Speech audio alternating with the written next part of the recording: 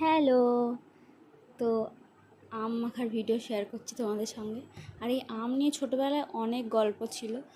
আমার মনে হয় সবারই থাকে একটা না একটা ছোটোখাটো গল্প। যেরকম আমাদের ছিল কি, ছোটো ছোটো আম গুঁড়িয়ে আঠা ছিল, যেই আমগুলো আঠা থাকতো সেই আম গুঁড়িয়ে আনতাম, গুঁড়িয়ে এনে কেটে ধুয়ে ভালো করে নুন দিয়ে মাখিয়ে খেতাম। আর ঝাড় গাছেরই সেই আমটা আমরা খেতাম। হচ্ছে তার গাছে আম যদি কেউ মানে চুরি করে নেয়, সে যদি জানতে পারে মানে গালাগালি একদম ভূত ভাগিয়ে দেবে। কিন্তু কে শুনে কার কথা, আমরা তো আমাদের মতন তাও চুরি করে খেতেই হবে। আম চুরি করাটা একটা ইমোশান বলতে পারো। আম কেন, যে কোনো ফল চুরি করে অন্য লোকের কাছ থেকে খাওয়া একটা ইমোশান।